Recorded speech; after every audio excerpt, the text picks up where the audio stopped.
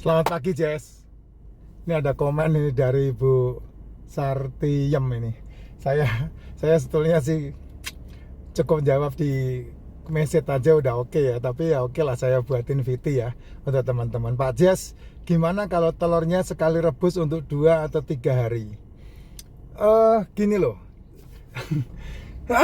Sesibuk itukah dirimu sehingga kamu tidak bisa setiap hari merebus telur? Atau sepelit itukah dirimu sehingga kamu tidak mau mengeluarkan gas atau mengeluarkan biaya lebih untuk setiap hari memasak? Saya tidak tahu ya. Jadi rebus agak banyak. Ya, kalau rebus agak banyak dimakan untuk banyak orang benar.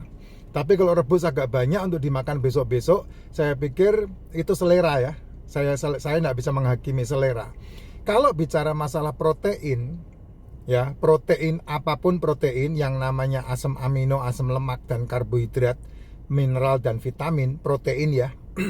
Entah itu daging, entah itu telur, entah itu ikan, entah itu seafood, ya, yang namanya protein. Kamu masak seperti apapun, daya tahannya jos, daya tahannya tetap protein, ya, tidak akan berubah, karena memang protein itu didesain seperti itu. Jadi kamu mau makan daging, mau digoreng kematangan, kamu mau makan telur, direbus kematangan, tidak ada masalah. Cuman itu masalah selera, kamu suka enggak, kamu bisa nelen enggak, kan itu, bisa ngunyah enggak, itu permasalahannya kan di selera. Kalau seandainya kamu sekali masak telur, merebus telur 20 biji, kemudian sehari dimakan 2, berarti kan selama 10 hari baru habis itu. Ya kalau kamu doyan enggak apa-apa. Ya, kalau saya enggak bisa. Kalau saya harus memasak hari itu dan kemudian anget-anget dimakan. Kalau saya begitu. Jadi saya orangnya tidak bisa makan dingin.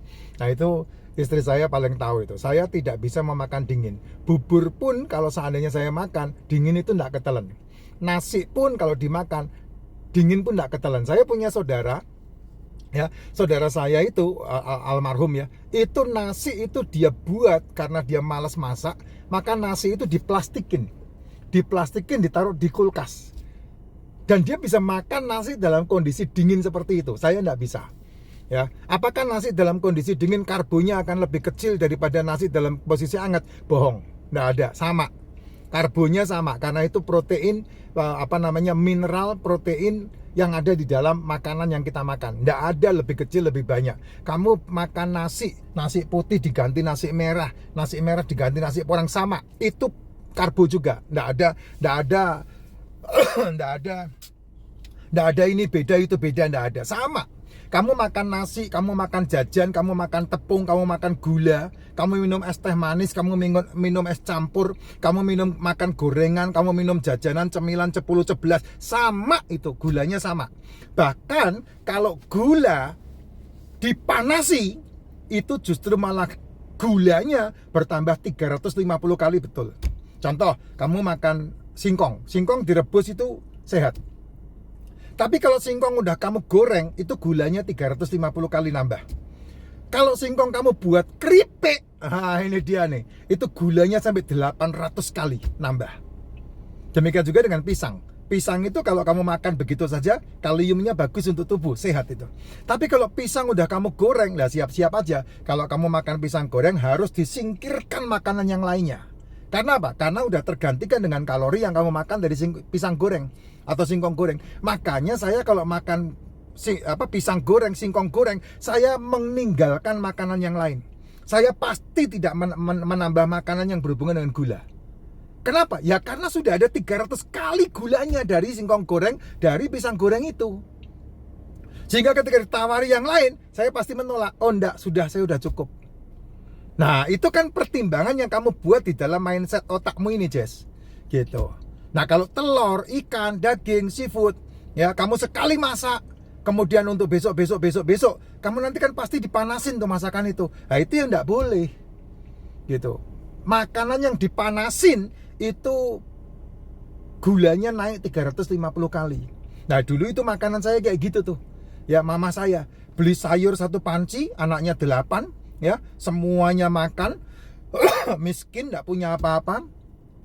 Beli sayur 1 panci dari terminal, masak di rumah, dipanasin terus. Satu panci bisa sampai seminggu.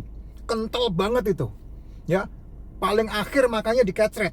Bukan di kuahnya dituang, bukan.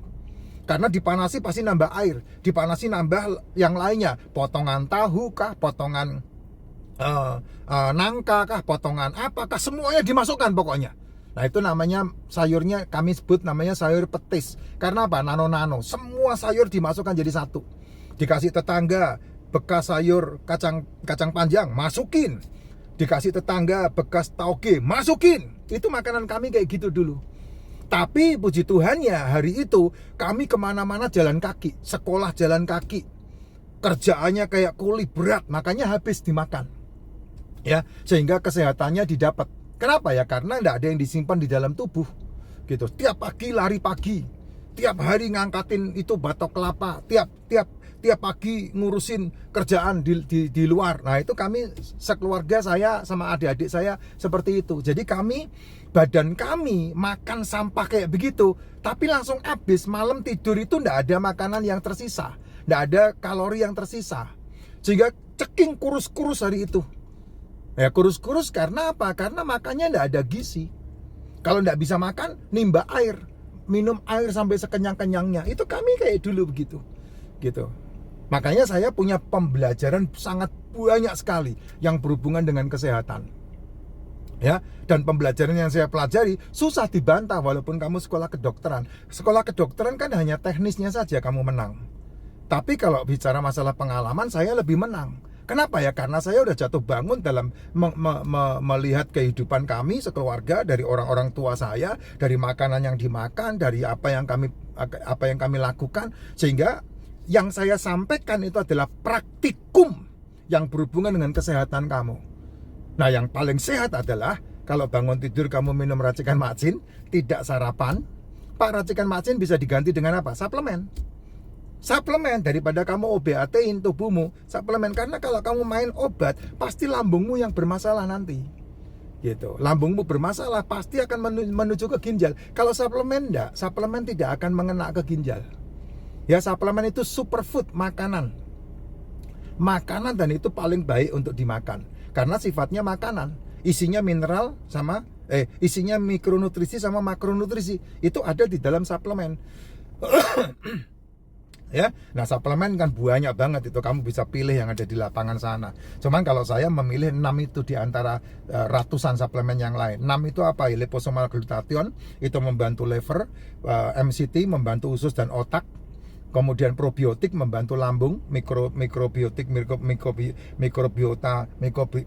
yang di dalam tubuh yang membutuhkan itu sangat banyak untuk 65 triliun selmu. Kemudian propolis, royal jelly. Propolis ini antioksidan, royal jelly itu susunya lebah. Itu saya pikir yang terbaik yang bisa diasupkan ke tubuh. Makanya saya rekomendasi sama D3K2.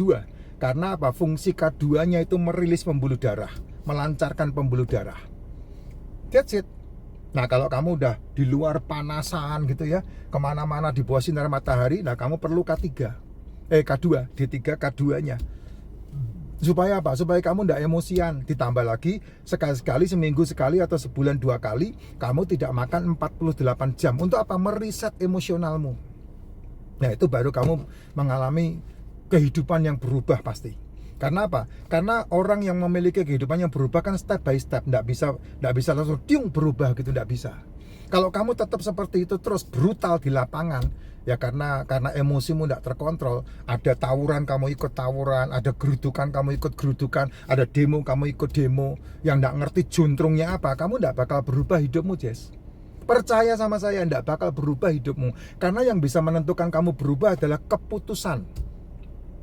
keputusanmu sendiri gitu. Nah masalah masak telur ini juga keputusan, boleh tidak boleh aja. Kalau kamu doyan silahkan, tidak ada yang larang. Karena protein telur yang dimasak hari ini dimakan sebulan depan juga itu sama kayak ulat kan. Ulat itu protein tinggi.